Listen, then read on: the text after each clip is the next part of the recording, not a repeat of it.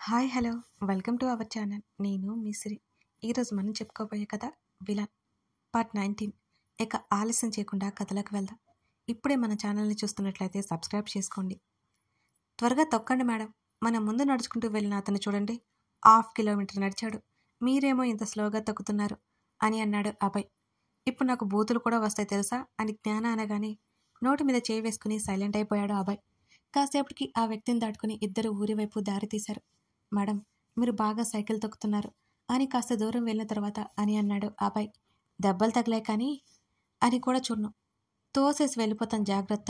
ఓరగా తల వెనక్కి తిప్పి బెదిరించి ముందుకు తిరిగింది జ్ఞాన. కలికాలం అయిపోయింది, ఏం చేస్తాం అని నిట్టూర్చాడు అభయ్. అతని మాటలు జ్ఞానకి అర్థం కాలేదు కాబట్టి బ్రతికిపోయాడు.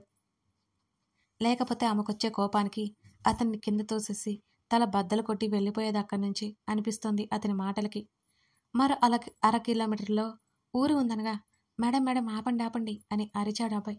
మళ్ళీ ఏం వచ్చింది నీకు? జ్ఞాన కసిరింది. కాలు కింద పెట్టి జ్ఞాన మీదుగా ముందుకు వంగి సైకిల్ బ్రేక్ వేశాడు అభయ్.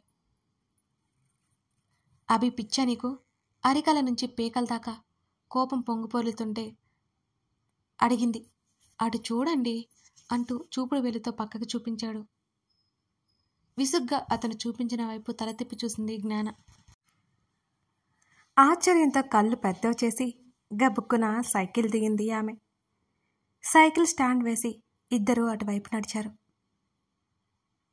నైట్ వాళ్ళ వెంటపడిన రోబోట్ అక్కడ కింద పడి ఉంది.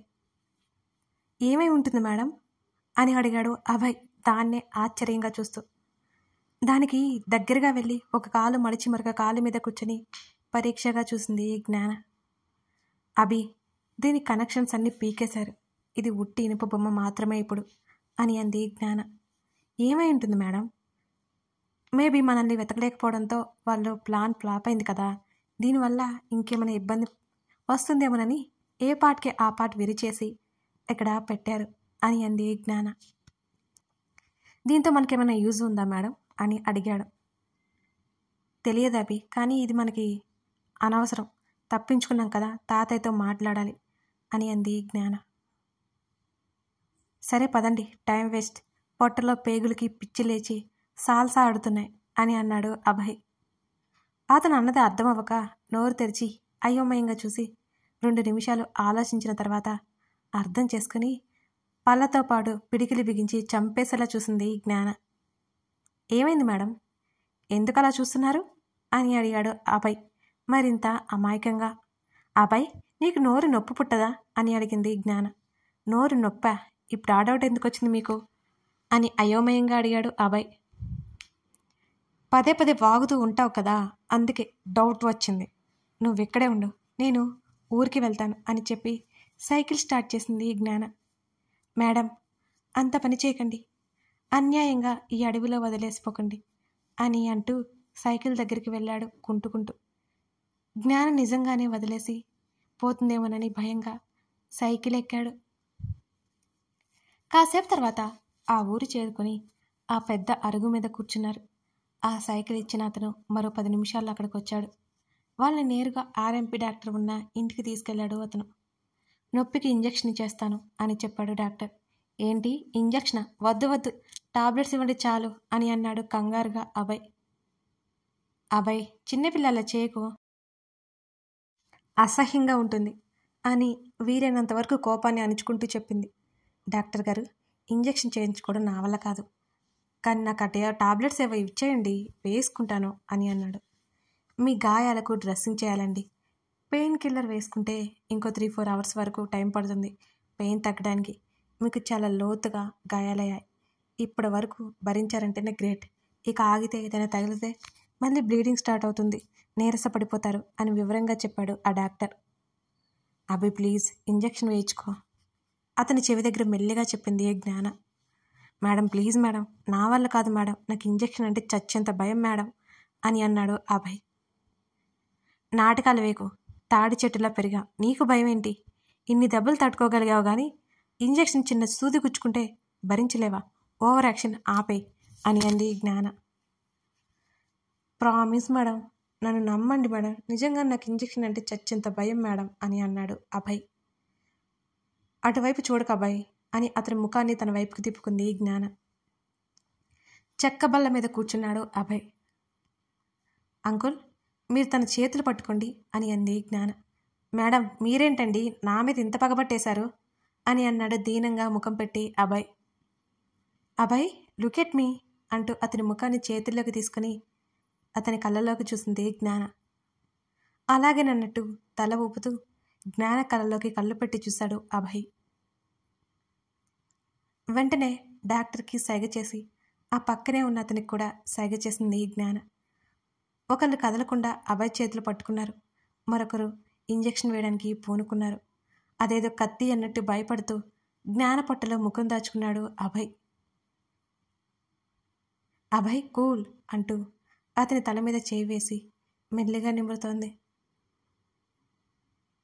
కాస్త గట్టిగానే ఇంజెక్షన్ చేశాడు డాక్టర్. గట్టిగా అరిచాడు అభయ్. నిజంగానే భయమేమో అనుకుంది జ్ఞాన. అభయ్ అరుపులకి ఆర్ఎంపీ డాక్టర్ కంగారు పడిపోయాడు. జ్ఞానిని వదిలించుకుని చేతులు రుద్దుకుంటూ ఉన్నాడు అభయ్. టాబ్లెట్స్ తీసుకురావడానికి లోపలికి వెళ్ళాడు డాక్టర్. మీకు అసలు జాలిదయ లేవు మేడం, పసిపిల్లాన్ని పట్టుకుని సూదులు పొడిపిస్తారా అని కోపంగా చూశాడు అభయ్. వాళ్ళిద్దరి రిలేషన్ అర్థం కాలేదు అక్కడున్న వ్యక్తికి. మొదట భార్యాభర్తలు అనుకున్నారు. అబ్బాయి మేడం మేడం అంటుంటే బాస్ ఏమో అనుకున్నాడు జ్ఞానని. వాళ్ళిద్దరూ అంటుకుని తిరుగుతుంటే ఇంకేమనుకోవాలో అర్థం కాలేదు వారికి. తనకి సాయం చేసిన వాళ్ళని మాత్రం దేవుళ్ళగా భావించాడు ఆ వ్యక్తి. చిన్న సూది గుచ్చుకుంటేనే అంత ఓవర్ యాక్షన్ చేయాలా? నీకంటే చిన్న పిల్లలు నేను తెలుసా? నేనైతే టాబ్లెట్స్ యూజ్ చేయను, డైరెక్ట్గా ఇంజెక్షన్ వేయించుకుంటాను హెల్త్ అప్సెట్ అయితే అంటూ విసుగ్గా చూసింది జ్ఞాన.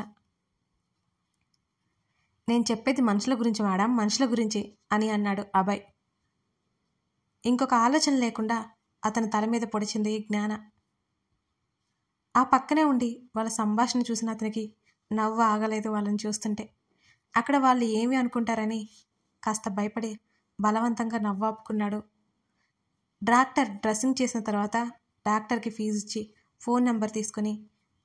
ఫోన్ తీసుకుని శివకి కాల్ చేశాడు.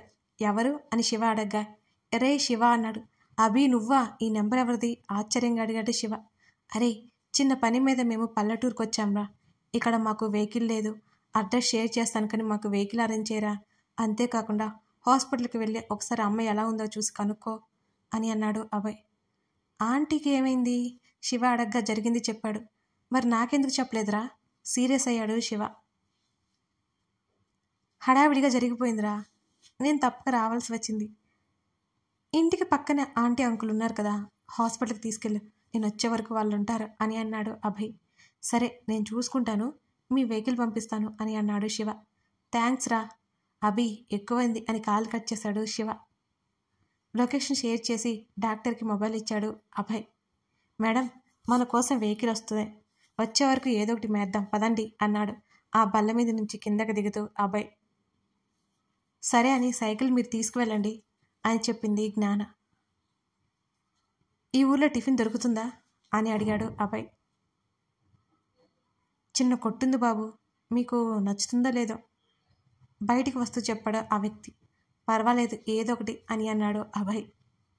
ఆ చిన్న కొట్టి చూపించగానే, మేడం ఏం కావాలి మీకు అని అడిగాడు అభయ్. ఏదో ఒకటి అంటూ ఇబ్బందిగా చిన్న బండ మీద కూర్చుంది జ్ఞాన. అక్కడ అంతకంటే కూర్చోడానికి కూడా ఇంకేమీ లేవు మరి. అక్కడున్న ఐటమ్స్ చూసి తనే వెళ్ళి తీసుకొచ్చి జ్ఞానికి ఒక ప్లేట్ ఇచ్చి తను ఒక ప్లేట్ తీసుకున్నాడు అభయ్. ఆకలి మీద ఉండడంతో ఇద్దరు తినేశారు. డబ్బులిచ్చి మళ్ళీ వచ్చి ఆ ఊరు సెంటర్లో ఉన్న అరుగు మీద కూర్చున్నారు. వెహికల్ కోసం ఎదురు చూస్తూ ఉన్నారు. వాళ్ళతో పాటు ఉన్న వ్యక్తి, సాయం చేసిన వ్యక్తి ఊరతను కూడా వాళ్ళతో పాటునే కూర్చున్నాడు.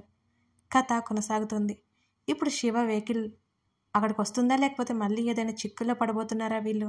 తెలుసుకోవాలి అంటే తర్వాత భాగం మీరు చూడాల్సిందే. అభయ్ జ్ఞాన సాహసాలు, అభయ్ జ్ఞాన రొమాంటిక్ లవ్ జర్నీ, అంతేకాదు మరికొన్ని ట్విస్ట్ సస్పెన్స్లతో ఈ స్టోరీ ముందు ముందు ఎలా ఉందో చూడాలంటే మీరు మొత్తం చూడాల్సిందే అండి. అసలు మిస్ అవ్వకండి. స్టోరీ చాలా చాలా బాగుంటుంది. మీరు థ్రిల్ ఫీల్ అవుతారు. Thank you for watching this.